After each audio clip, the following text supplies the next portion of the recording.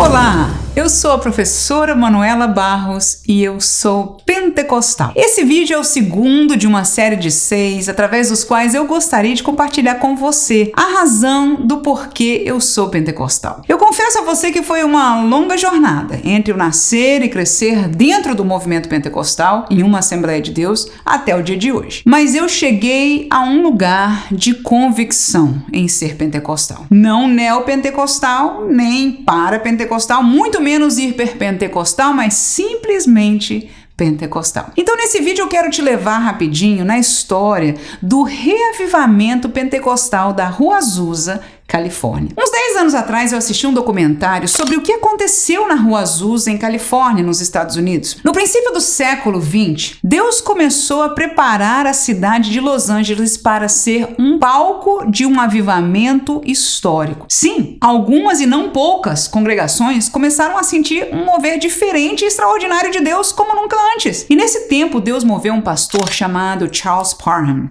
na cidade de Topeka, no Kansas, e ele abriu uma escola bíblica chamada Escola Bíblica Betel, e ele ensinava sobre o batismo no Espírito Santo com evidências de falar em línguas estranhas. E só para te contextualizar, ninguém nessa época falava em línguas estranhas. Este assunto não era nem ensinado, nem vivido. No entanto, o personagem principal deste avivamento foi William Seymour. Ele foi filho de escravos afro-americanos e perdeu o pai ainda jovem. Seymour era muito sensível à obra de Deus e viajou buscando a direção de Deus. Chegou a ser aluno do tal Parham, ainda que por causa da lei da época, ele tinha que assistir às classes do lado de fora da porta, porque a escola era de brancos. Nada disso deteve o ardor do coração de Seymour, mas adiante ele foi convidado para pastorear em Los Angeles. Aceitou, viajou, mas o coitado foi demitido em 2 semanas porque ensinou sobre o batismo no Espírito Santo. Aí um irmão chamado Edward Lee convidou ele para se hospedar em sua casa. Seymour aceitou e ele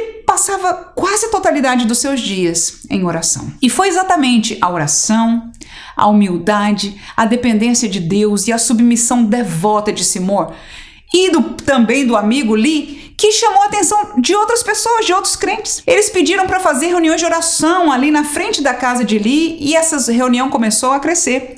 E Jesus começou a batizar alguns no Espírito Santo com evidência de falar em línguas. Seymour não foi o primeiro a ser batizado. Quando já não cabiam mais naquele terraço, foram para a 312 Azusa Street, Los Angeles. Eu gostaria, queridos, de chamar a atenção para algumas características do avivamento da Rua Azusa. Primeiro, Seymour não se apresentava como quem recebeu algo novo ou especial de Deus. Não havia uma nova revelação. O que tinha era um genuíno desejo de ver o que liam na Bíblia cumprir também em suas vidas. Segunda coisa, apesar de a Rua Azusa ter sido o grande foco no sentido histórico, da mesma maneira que aconteceu no tempo da Reforma Protestante, não foi o único lugar ou a única pessoa a liderar o movimento. Em verdade, Seymour, em sua maneira de atuar, sem palavras, deixava evidente que o que estava acontecendo ali não tinha nada a ver com ele. Era sim um mover de Deus. E a história da época confirma que o batismo no Espírito Santo acontecia em outras tantas localidades. Terceiro, a beleza de seu ministério